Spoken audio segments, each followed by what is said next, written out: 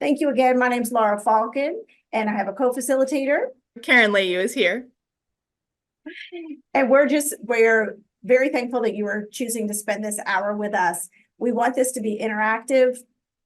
Please stop us at any time.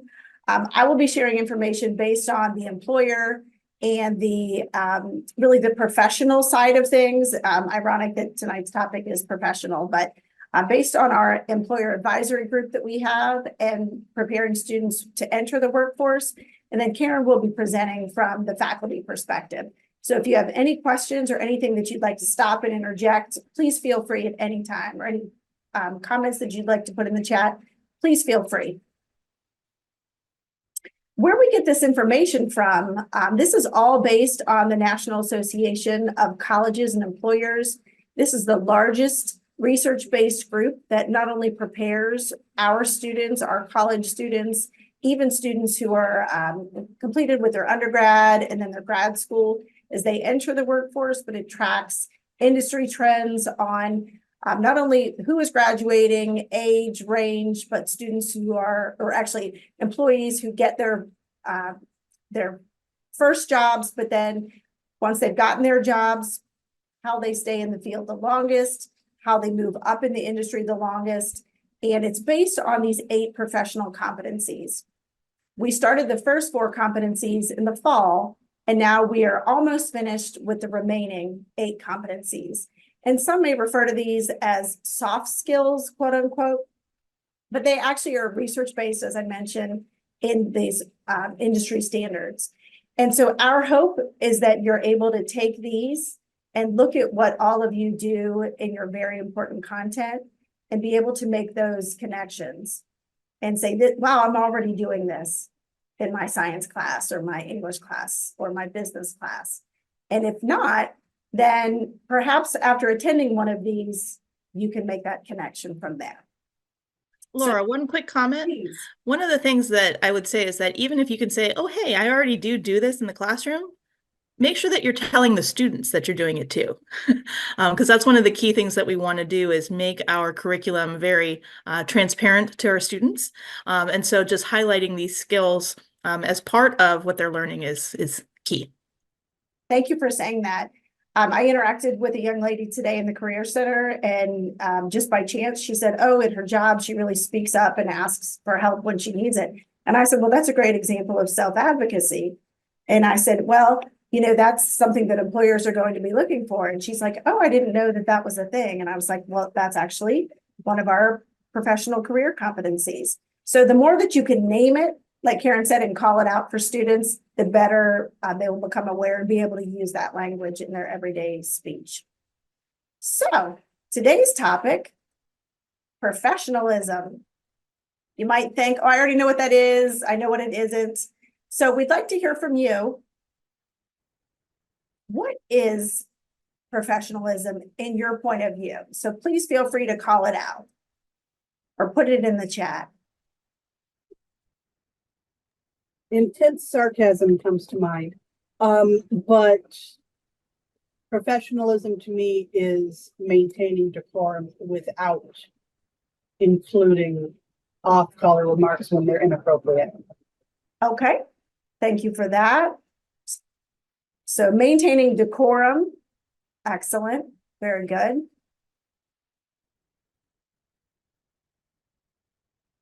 Others.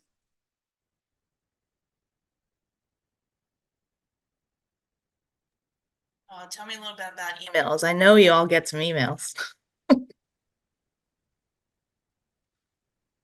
Ooh, I love that idea of emotional intelligence. That's a great point. I also like the idea of both attitude and behaviors. Addressing students and faculty with respect. Yeah, the word respect has come up twice. Absolutely. Mm-hmm. Very good.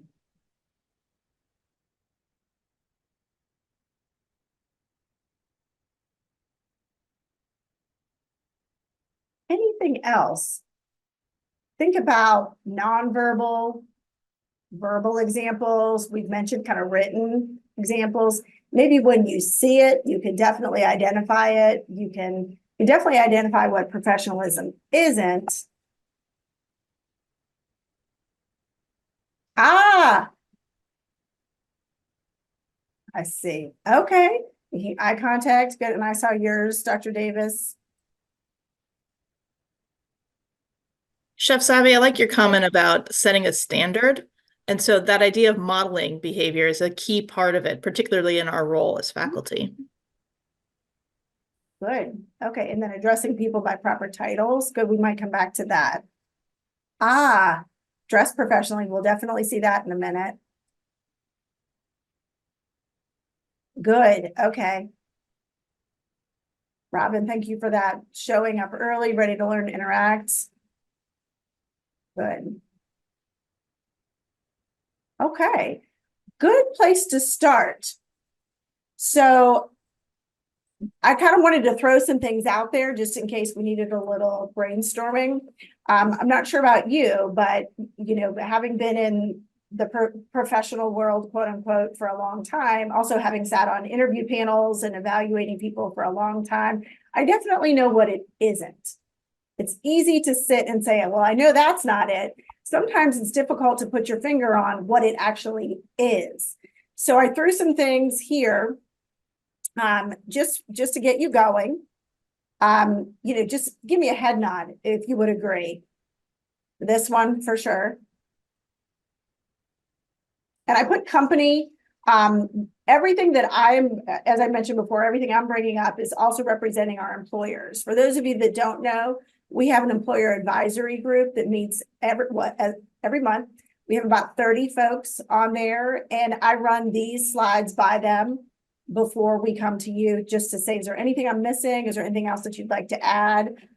So that's, in this case, that's what company means. How about this one?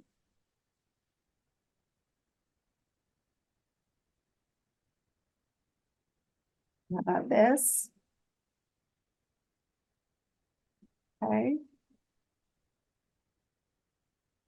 And this kind of goes along with what you all had already said.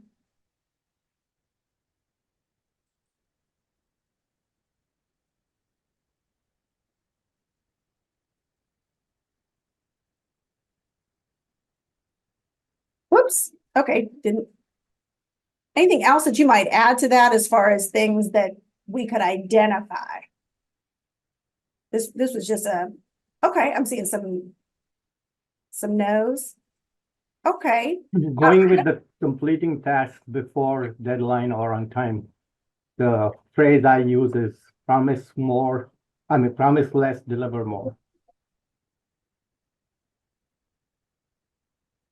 I'm sorry, Mazar, do you mind repeating that, please?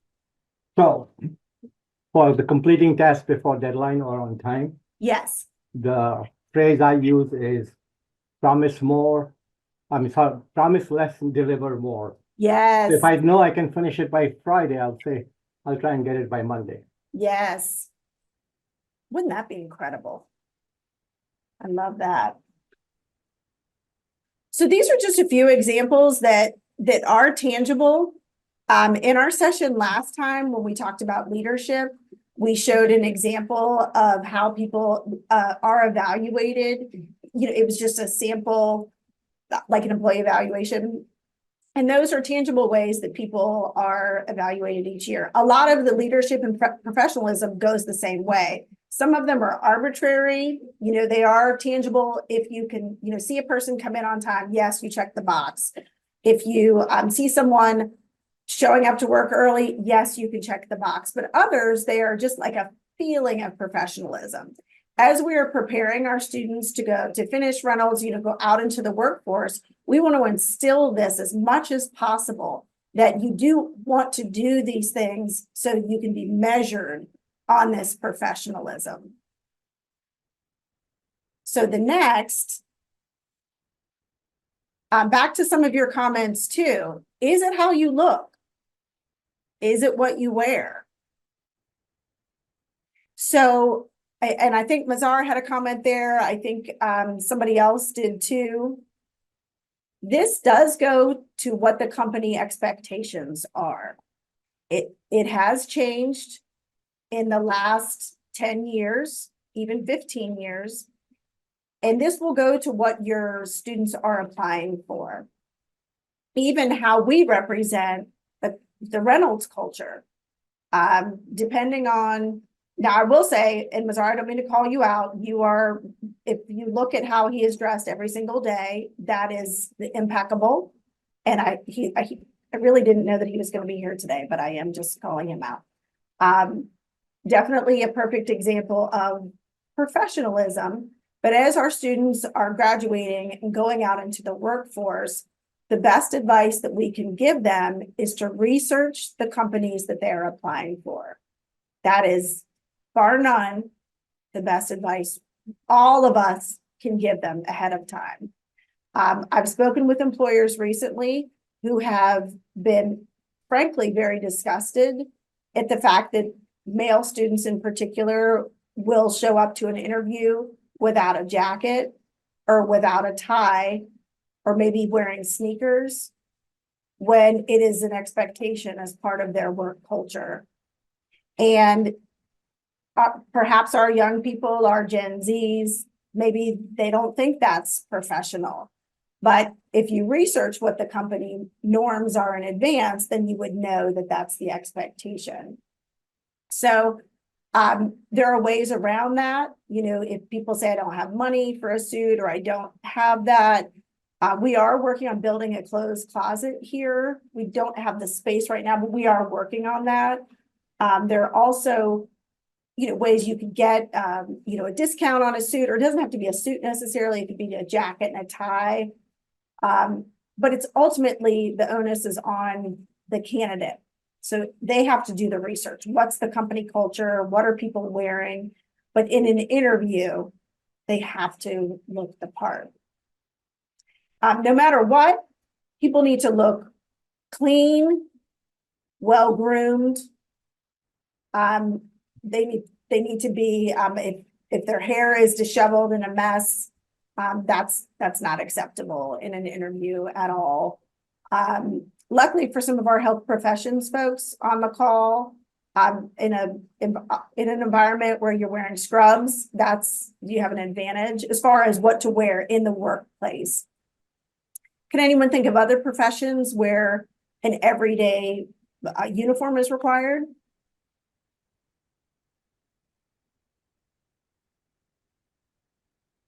Lots of places, I think, that have uniforms, everywhere from like retail might have them, or you know, service industry jobs. I think one other thing that sort of fits into this that may not be talked about, but I'm sensitive to as a scientist, is thinking about safety. And how safety might play into what is appropriate to wear. I know many of us in lab, we have conversations about what's appropriate to wear in lab, because if you have drippy sleeves or open-toe shoes, not appropriate. And that's part of the professionalism that we're trying to instill in our students. And so, you know, saying like, oh, I don't want to wear the safety goggles because they're not cute. No, that's not cute. Right. Even at our school, the groundskeeping, custodial, maintenance, they all have uniforms that they have to wear. Yes. Thank you for that. And so, you know, as you're talking to students, preparing students for, you know, whether it's an interview coming up, please refer them to us if there's any questions. Or if you're having those conversations yourselves, the best advice is for them, again, to research the companies that they're applying to. You know, if our students are applying to Google or Facebook or, you know, to Tesla, the work environment is very different. There aren't people wearing suits and ties. It's very casual. There's dogs on site. There's people working in couches. It's different. However, you need to do that research for yourself. So any questions about this necessarily? You'd be surprised at some of the conversations I've had with employers recently about this. Things that I wouldn't have expected. Okay. So just a quick summary of what professionalism is, and you all kind of touched on this. It's kind of a combination of all of these great characteristics. It isn't just one thing that we can put our finger on. It's not just how you dress. It's not just showing up to work on time and staying late. It is, according to the Department of Labor and according to NACE, which we'll get to in just a minute, it's a combination of all of these things. And no matter what profession our students are going into, we expect our people to be professional. And so as you're incorporating your amazing content and preparing students to be great producers in the workforce, professionalism is valued no matter what. So I'd like to share with you some real life scenarios. These actually have happened.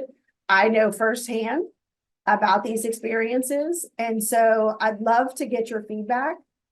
These are not fiction. I wish they were. But I'd love to get your feedback on these.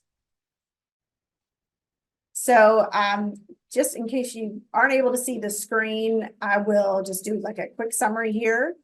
So the first one, a candidate's resume and cover letter made it through the application tracking system to the hiring manager's desk. This person had enough experience to be called for an interview in a busy medical office. When she arrived late, she appeared disheveled and confused. The HR team had questions about gaps in her employment, which the candidate had a hard time explaining. She also seemed unclear about the basic functions of the job. How does this demonstrate unprofessionalism? So I'd love to hear your feedback on that. Arriving late is the first strike against you. Yes, arriving late. In general, how much time do you think you should allow? Or what time should you arrive to an interview? I would say at least 15 minutes early. 15 minutes before. Yes. I grew up in a household where they said, if you're not 15 minutes early, you are late. Me too. I agree. I grew up in that same household. Me too. And I was your sister. Yep, me too. Okay, so we agree that was a red flag. She was late.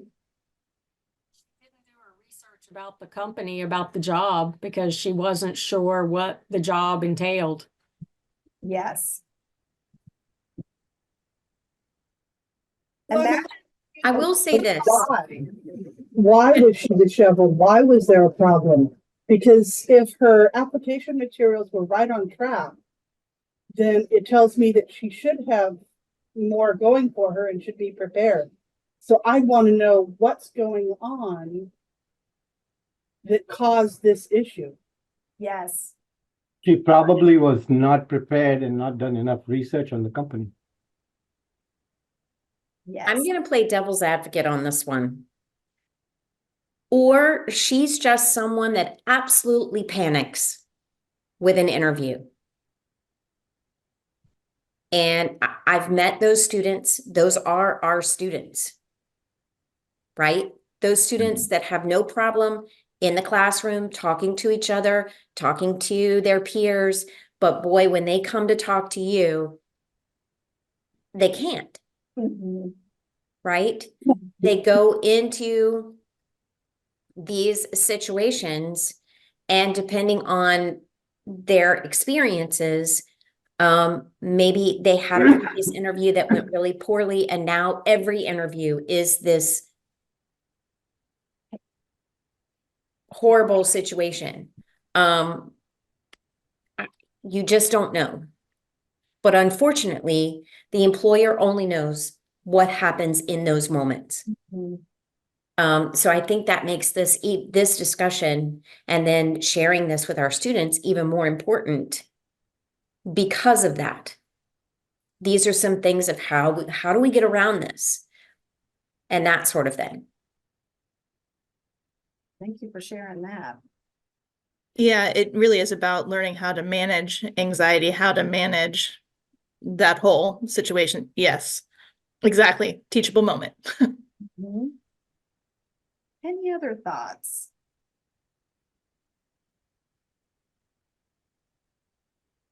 So you all kind of hit it correctly, but from different directions. So I've mentioned the applicant tracking system, not only in this call, but several other sessions that we've done. It's a great AI tool to scan resumes, and it picks up on keywords that are pulled from the job description. So this person was qualified for the job based on her resume and other application materials.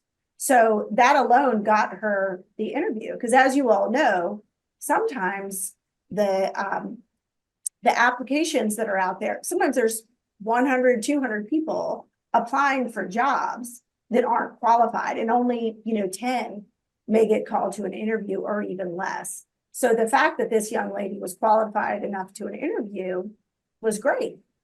So on that interview, it was up to her to either get to the next round or to disqualify herself from getting to the next round. So to your point, Karen, I think that's great that we mentioned. She could have been significantly anxious. She could have been, she could have had some type of phobia of speaking in front of people. Maybe she hadn't prepped enough to speak before a panel. She could have had car trouble on the way. She could have maybe not known exactly where the office was. She could have had any number of other issues that made her arrive late. The gaps in her employment history, she could have had a legitimate reason for those gaps, but she may have gotten too nervous and not had the right answers at the time, or not answers, but the right rationale for explaining them at the time. Also, whenever she applied for the job, she thought she knew what it was, but maybe just the fear came over her at that moment. And so that's actually what happened. And so one of our employment partners explained that, actually gave me this scenario. And unfortunately, she didn't make it past the first round, but it wasn't because she was qualified. It was because of how she presented herself in that setting. And the employer wanted to give her some grace, but because of the high need for the position, they didn't have time to give her another round. That the length of time it takes to give someone to go through that interview process, to assemble a panel and to repost, it can take up to 6 weeks. And so as much as possible, if you could just prepare your students for that, that's why we offer mock interviews. We offer the resume reviews. We want to give as many students as possible the time to prepare for those sessions. And so it appeared that she was unprofessional, but really she just didn't have the preparation she needed. Okay, thank you for that discussion. Let's take a look at the next one. So this person was recently hired as a bookkeeper in a busy accounting firm. They didn't ask questions about specific tasks and instead did the work in a manner they felt comfortable. When asked by a manager if they needed help with following company procedures, they said no. This employee was often late, took long lunches, and scrolled through social media while on the clock.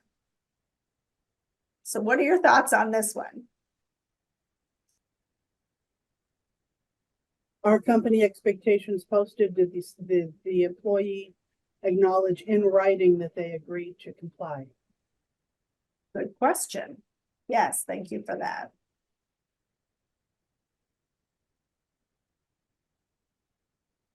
Any others? I like some of the comments in the chat. Oh, So why is the manager asking questions they know the answer to? If the employee says that, no, I don't need help, but it's like, I think you do. There's a different way to approach that conversation. Yes, exactly. Be direct as their supervisor. How are they performing? How is the employee performing?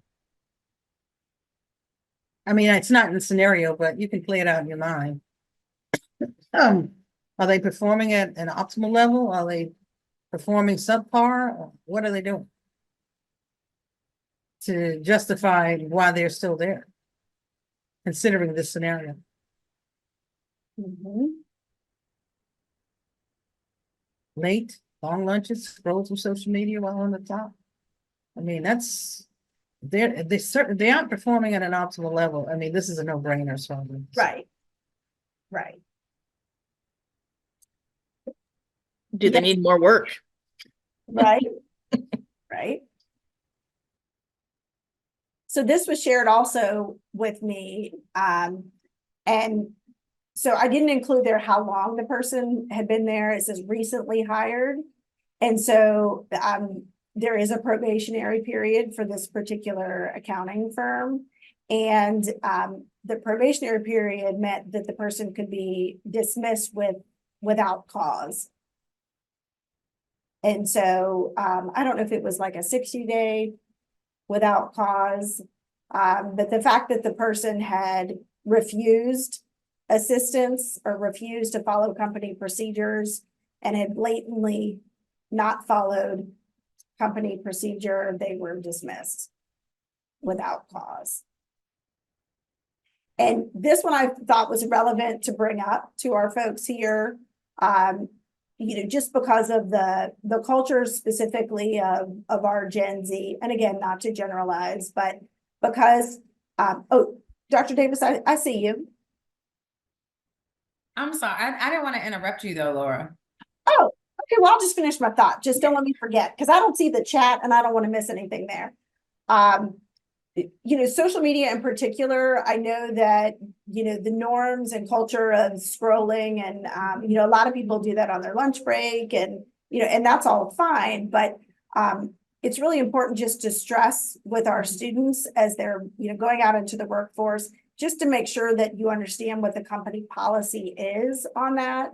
Sometimes people have their phones beside their desk and they're scrolling, and if they're accomplishing their work, some people feel like that's fine. But if it's not a part of the company expectation, that's where the line is blurred. According to this company, it was not okay. And then combining that with the long lunches and then the showing up late, that's where it was not meeting expectations. Yes, go ahead.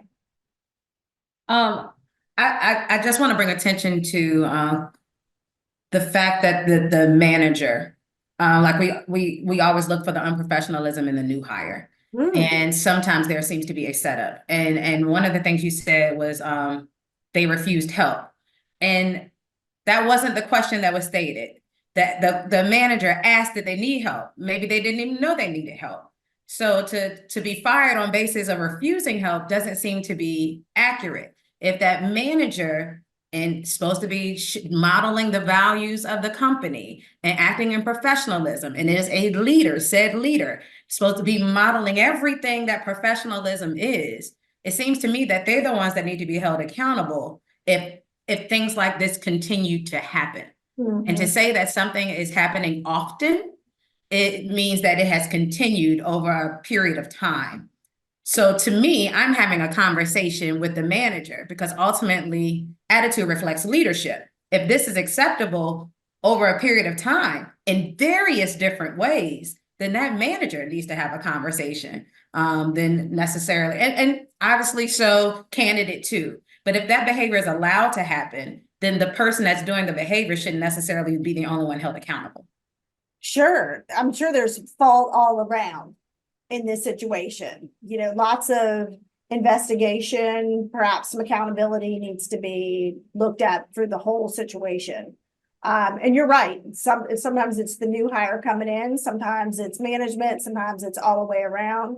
Well, I think that's one of the voices from our younger generation is that nobody told me. Like if you wanted me to do that, you could have just told me. Right. Instead of the ring around and then the boss calls you in, or you're on probation or you won't get a good reference, or this isn't a good fit, and they just weren't told. Right. And I think that there's a huge gap that we're missing in our generations, when usually the managers, well, I won't say usually because that's changing too, but oftentimes there are managers that are several generations away from these new hires that are youth.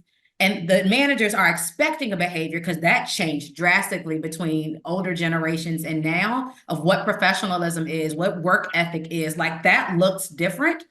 And there hasn't really been much of a conversation to come to the middle as much as it is an expectation for them to do what they did. And that's just not where we are in workplaces anymore. But all in all, very few managers are held accountable. A lot of new hires are. And I think that that is a trend that needs to be identified. Sure. Well, one of the other NACE competencies that's really stressed is self-advocacy. And so we're really trying to instill that with our students, really of all levels, that, like you said, they may not have been told something, but you still need to ask.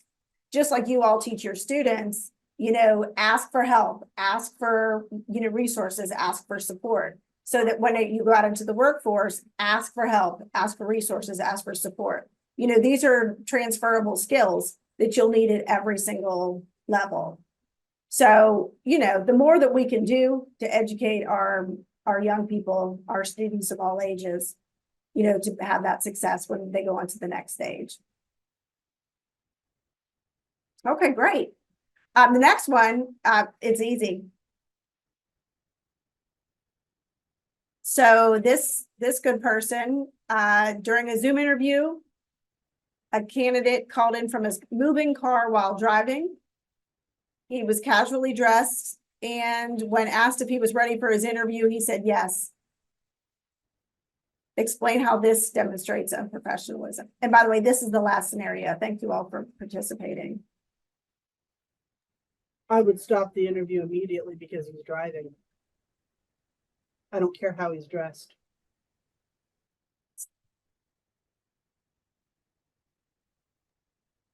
Explaining why I am in the car and while doing this interview can go a long way to explain why it is that he's driving. And he is ready for the interview, but he happens to be driving. Whoops, sorry. Yeah, I think, Robin, you're on the right track. This idea of you have to stop this immediately for the basic safety concerns, right? And then this is one of those cases where I think it's similar to what we were asking in the chat before. Would we offer this candidate an alternative interview time, or do we just say another teaching moment? I'm sorry, you were not available, in a safe manner, so we need to just move forward with our search process, right? Yeah. Sometimes I just don't think these situations are always cut and dry. Granted, I don't think that anybody should ever do anything unsafe when it's not, an emergency. So stop it. But if this call in was to say I'm going to be late and the dress for the interview was casual, because that does happen places, like I think that there is still gray here. So I don't know who the candidate may have spoken with. Now, if it was clear that there was an expectation of business attire, because some places have casual, oh yeah, you can come in jeans and a polo, that's fine. Like some places do interview that way. So if it was clear that what the expectation was, and the person is having an emergency or they can't attend, because if I'm in that candidate's position, I really need this job, I'm late for the interview, I'm gonna call in on time. We're going to Bluetooth it and we're just going to, hey, I'm here. If you need me to do the interview now, I am pulling over as we speak because I do not want to miss this opportunity. I got caught in traffic, my childcare, yada, whatever the reason may be. It's not always an excuse, but I think oftentimes it's just always the negative without hearing the why. And I think the why matters. That doesn't automatically mean someone gets an advantage. That doesn't automatically mean someone gets hired, moves to a next stage. But I think it shouldn't just be a no. Okay, any other thoughts on that? This is not for an interview, but during the pandemic, my daughter was living with me and I had to take her to DC back and forth every 2-3 weeks for her chemotherapy. And our School of Business, we always had a Zoom meeting in the afternoon. So I would log in there once I was driving because I didn't want to miss the meeting. But at the same time, I'm not looking only at the screen, I'm driving along. So there are some extenuating circumstances where you have to be in your car whilst you're doing your Zoom. Sure. According to this, though, Mazar, you wouldn't get a job.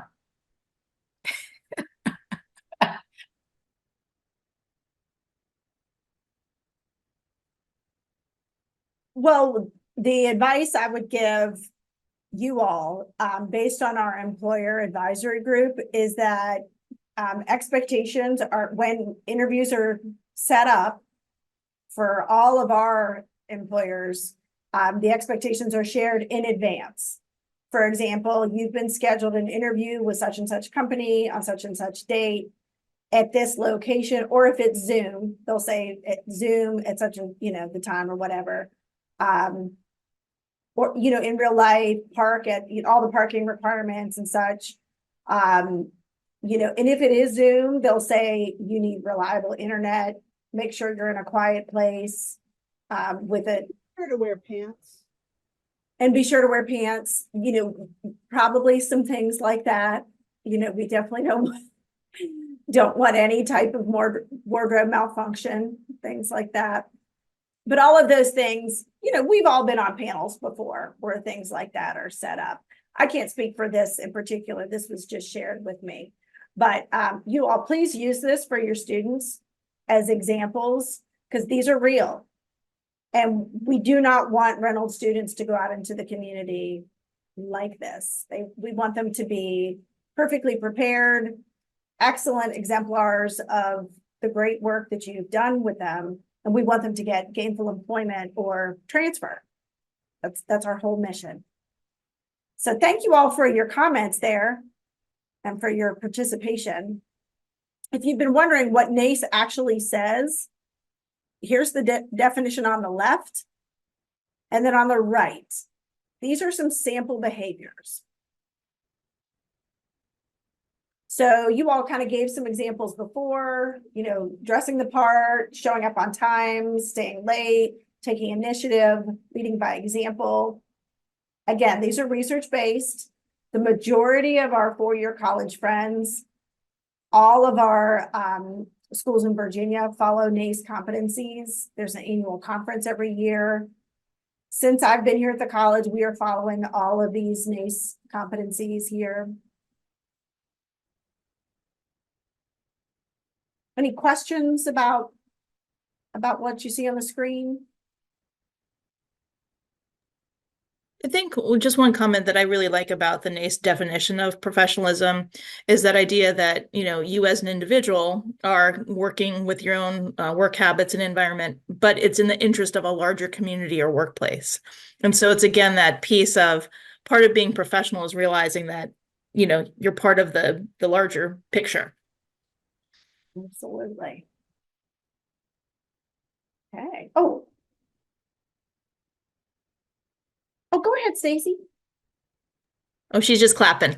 Oh, so sorry. Okay, thank you. It's all good. Okay. So you'll see this slide in the next have the exact same things. It's just a different header. So most of it is common sense, but how can we prepare our students and what are employers looking for? The exact same things. So employers are looking for, and you can prepare them by helping them take initiative, helping them lead by example, helping them to demonstrate good character. For example, doing their own work, not relying on AI to write their own papers, helping them show integrity. Not that I'm not blasting AI at all, but, writing their own things. And I'll share an example right here in the Career Center. Someone brought me a resume today. It was 3 different fonts, clearly copied and pasted from something else. I called the person right out. I said, this isn't yours. You took it from somewhere else. He's like, oh, how could you tell? It was obvious, I was nicer than that when I said it to him, but, people know you have to be honest. You have to demonstrate good integrity. Also, that means you can't lie on your resume. You can't lie about your work experience. They need you to be reliable. So if your students are coming to class every day, if they're putting forth the best effort, if you can count on them for getting projects in on time, most likely that will translate to the workforce. If they are reflective about their work, if they didn't get a good grade, they'll say, oh, I need to own that. What can I do to do better? Can I go to the writing center and get some extra help? Can I go to Math Central and get extra help? Can I go to tutoring? That is a reflective student learner. That's what we want to encourage students to do. Same thing on the right side. Are they completing their assignments on time or early, arriving early, staying late, taking on additional responsibilities? Also, it's not up there, but are they joining our honor societies on campus? Are they involved in other campus activities? Are they helping others? Or are they just coming to class and leaving and not being involved in anything else? Are they helping others, again, being selfless? There it is, self-advocacy. That's what we want to see for professionalism. Our students who are doing that here at Reynolds will most likely do the same thing in the workplace. And that's what employers are looking for. They don't want people who are out for self. And if students aren't doing that here, there's no way they can fake it in an interview. They can't fake it in a cover letter. And you all, if you're asked to be a reference, you can't fake it whenever you're talking about it in a reference. So that's, in a nutshell, what I'd like to share on behalf of our employers. And then Karen is going to take it away from the faculty side.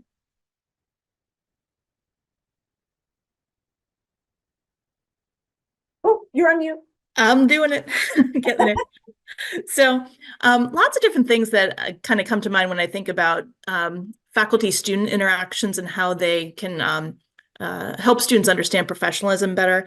And I think the most important thing to recognize is that we can be these fundamental models of behavior. So not only in the learning environment, sort of in an educational setting, but many of us, particularly within our CTE programs, you've got students in the kitchens. You've got students in alongside a nursing bed at a nursing station. You're working with them and showing them what it's like to be in these environments. A thing that's interesting to think about, though, is that, again, professionalism looks very different in different spaces and fields. And so one of the reasons I put this particular picture on the slide is because this is a group of 2Y College students and faculty on a professional geologic field trip. And so we've got, the appropriate clothing to be outdoors and getting muddy, but that's what being professional is in this particular setting, right?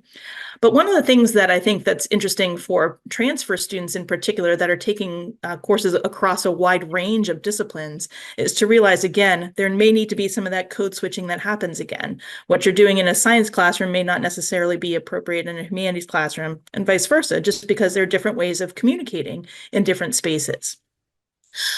So one of the things that I think is beneficial for faculty, from a faculty perspective, is to think where we have these intersectionalities of the different NACE competencies. So, for example, when we're thinking about professionalism, I think one of the key places we can help students a lot is with the communication. So go ahead to the next slide for me, Laura. When we think about communication, it's definitely this email piece is where we interact with students a lot. And I think that many of us as faculty know this is where students have a lot to learn. And so I think part of teaching them, again, this idea of the professional norms. So you can have a statement in your syllabus, but you can also model that and then require that of students when you are responding to them. So I'm not saying to go as far as to not respond to students if they don't give you a proper salutation, body, and signature, but it's that idea of gentle reminders when you reply to them, like, hey, it's a good idea to include this information when you're communicating. Also, this idea of direct address and using proper titles that was raised in the chat earlier during our discussion. And so one of the things that I try to emphasize to students is that it's tricky sometimes to know if you address somebody as a Mr., Mrs., Ms., Doctor. So if you go with professor, at least for now, you're probably okay. But that might not be clear at a four-year school because sometimes that has a different connotation. So check the syllabus. That's always a good place to look for information on how your faculty want to be addressed. So we can certainly talk to students about this in the context of emails, but then we also have that idea of professional communication on discussion boards or in other peer interactions like peer reviews, right? So again, it's that idea of modeling. Certainly on the first day when I'm having an online asynchronous class when we're doing discussion boards and it's your classic introduction piece, I always try to tell students this is what we need to include, but then I put my own post up there modeling what I expect to see in those assignments. So not only are they seeing kind of level setting, creating an expectation for the class, but I also want to see them continuing that throughout the semester. And I think it's also important that if you see students not conforming to the norms of your particular classroom or your particular environment, call them out. And again, you don't have to do it in a negative way. You can do it gently on the side. You can call them and have a conversation about it over Zoom if you're in an asynchronous class, send a separate email. If it's really bad, certainly you can take down the post. But the key here is that you want to just show them and explain to them why they might need to take a different tone in class. The other thing that I think is an important piece is when we talk about letters of reference. We're in that season now where faculty are getting lots of requests for letters of reference for different scholarships and college and internships. And so one of the things that I tell students about, a lot of times they will just say, hey, will you write me a letter? And that's so vague. So one of the things I like to try to encourage students to do is, again, think about that piece of completeness. When you communicate professionally, the idea is that you want to have a full request in your first pass that you're asking. And so, you know, sending that, here's the deadline for it, here's what I'm applying to, this is what they're looking for. So it's that idea of, again, sort of training students what's good. And I actually have written up a short blurb of, if you need a letter of reference, here's what I need from you. And it just helps me then communicate that effectively to students in the future. Next slide. Some other intersectionalities that we can think about in the classroom is that idea of presentation of self. So we talked a little bit about earlier about being properly dressed. And so again, it's one of those things where I don't require it for students when we're doing presentations, but I definitely will say, you might want to think about dressing up a little bit, just feeling it helps with your confidence. And so that's the way I try to spin it a little bit for students when we're doing in-class oral presentations. Or again, just think about, I do communicate with them when we talk about the discussion board posts about, you know, your written word is a presentation of who you are as well. And so think about how you want to be reflected in the materials you create for class. We can also think about some of these other NACE competencies and how they refer back to professionalism as well. So thinking about equity-minded discussions. And so in one of our prior sessions, we talked about ways that students can contribute to making sure that everyone is heard in the classroom. We can have small groups where we have an equity monitor as part of the discussion. And that's another way that they can maintain a professional environment. Definitely that idea of highlighting that willingness to participate as a leadership opportunity. It's another way to show professionalism and just your willingness to jump in and be part of the action, so to speak. And then 2, problem solving and doing critical thinking through the course assignments is another way that students can exhibit that professionalism. There's also that piece of not just regarding the course content, but problem solving perhaps with technology. And so our students, you can say that being able to take a couple steps and show me specifically where you're reaching the problem. Don't just say, I can't figure this out, but tell me what steps have you taken already. And that helps me not only get to your answers faster, but it shows me that you were taking that initiative, like we talked about, as one of those skills that we want, our employers want students to have. Delta, I see your comment in the chat about your practice is to have students dress for presentations. And I think it's definitely something that is beneficial to do because it gets them into that practice of thinking about, again, I'm presenting myself and it's a way for me to, you know, just like I said, feel a little bit more confident, but then also just it helps the presentation, I think, come off more polished sometimes too. Yes, I like that comment too. They can see how things look. So another thing that just comes to mind when I think about professionalism is encouraging students to take advantage of opportunities outside of class. And so I put this particular picture on because it's students and I at another conference, but this is when we were dressed up because we were inside. And so we were actually at a professional meeting at a professional society. And so one of the things that I encourage you to do is within your own disciplines, talk to students about what it means to be involved in some of these organizations. Not only are they great for networking and looking into jobs, but they also have lots of information about those professional norms within the subdisciplines of your area of study. The other thing I think that's important with this is that you're also sort of introducing that idea of career development and self-development, which is another one of the NACE competencies. And it really is emphasizing that idea of growth mindset for our students as well. You know, there's a lot to learn as they're passing through their academics within the college, but there's also all of these sort of hidden curriculum pieces, right? What it's like to really be a working individual within your discipline. And so if we can tuck examples of this within our Canvas shells, for example, I have one module within my Canvas shell that just has links to different professional societies. So people can see that there's lots of different ways that geoscientists interact with the world, and through different types of social groups as well. I think it's beneficial for them to just understand that this is a whole side of the world that's out there. So I encourage you to build out some of that content for your classes. You can cut and paste, or even share it with some of your colleagues that are teaching SDV 101s within your discipline. That's another great way to share about professional societies. So I think that's all I had. Just real quick, we have a couple minutes. I'd love to hear from the group.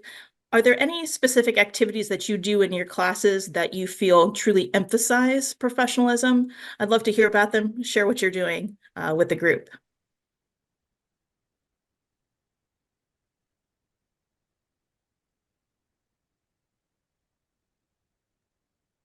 Well, in nursing, we have them write professional emails as a practice in their first.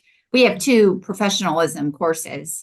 One when they first enter the program, and so one of their assignments is to craft a professional email with all the parts there, and we give them some guidelines as to what they're writing about and requesting, that kind of thing.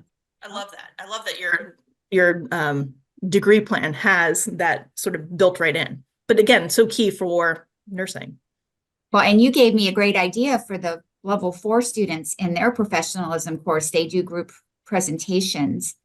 So I'm actually typing to the faculty. Have you thought about suggesting a dress attire for these presentations? So Excellent. I love that. Thank you. But just Believe for it or everyone- not, I oftentimes set the tone with addressing them by their last names, like Mr. Jones or Miss Smith. And it yields a great deal of effective communication for me. So I always talk about the class I had last semester. I shared with Dr. Davis, and I've been in higher ed for a while at 4-year level. And I did the same thing, but this was one of the best classes I've had in higher ed last semester here at Reynolds with the young scholars. And so I think it's important you set that tone however way you deem necessary when you walk in the door. So yeah, that's one thing. So just so people know, there are, and on downtown campus, we had this in one of the old offices, a whole set of professional clothes. One of the faculty members in the School of Business, when he was downtown, he would collect it. A lot of us had donated our clothes, old clothes, like my suit, my tie, all that. We have that. So if anyone needs it, and maybe, I don't know how we can get it done, but Laura, if in your area, you could have it there. The students, if they need it for making a presentation in class, they can come out there. They can choose the shirts, the dresses, the suits, the ties, whatever, to pick them up for their presentation. That's awesome, Azar. So what I'm working on is, so we have a beautiful new career center over here at Parham. I was hoping to sort of commandeer one of the office spaces at the writing center. We're not really getting any headway on that. We have like a friendly little battle of space. Anyway, it's all good. Point is, what I was hoping to do is if students had their resume reviewed and they had a mock interview, then they would be able to choose, you know, a shirt, a tie, a jacket or pants, a belt, whatever they needed for the hiring fair on April 18th. So thank you for offering up those clothes, those items. I would love to be able to somehow transport it down here, or for now, at least we know we have it, and you and I can connect on next steps for that. I love it. And once we do have a space established, I will be reaching out to the faculty to see about any other professional dress that can be donated. Great. Thank you. And I'm sorry, I saw a hand raised. That was me. I'm sorry. The virtual land has created some habits. What I don't typically talk to students in the classroom, but I do talk to students when they are frustrated. And there is a level of professionalism that often exits by the time it gets to me. So one of the things that I find myself reminding students is to be careful biting the hand that feeds them. And there is a level of professionalism and self-control that needs to be maintained at all times, no matter the level of frustration or glee. It still needs to be a level that's maintained. And often, I think they're often caught off guard, like, I'm angry, you need to help. It's like, well, actually, I don't. You have got to come, you have no right to disrespect anybody that's trying to help you. They don't have to. If we read contracts, assisting you beyond providing instruction is not what they have to do. This is what their desire is. You do not want to change their desire. So let's start that conversation over. And when you're ready to speak respectfully, then you can talk to me about any problems you have. But until that happens, please hold your phone to yourself. So those type of conversations, to just call a thing and place a high level of expectation, is necessary. And often, like I said, oftentimes catches them off guard, but that is a lesson they have got to learn in this teaching environment before they go and get a pink slip somewhere and can't afford to pay their bills. So I think that's a part of the teaching that we do for employable skills here, to just say, hey, the way you're going about this isn't the way to get the results that you want. You have the right to do that, but it's not going to get you the results that you want. And we talk, just like y'all talk, we talk too. So be careful, because you might just not be burning one bridge. You may be burning multiple. So just be careful. All right. Thank you for the feedback here. So we're just about here at time. So I just dropped a link into the chat for anyone who would like to provide some feedback. I'll also be sending this out by email as well. But I just want to say thank you all for attending today. Thanks for participating in the discussion. This was great. I appreciate you.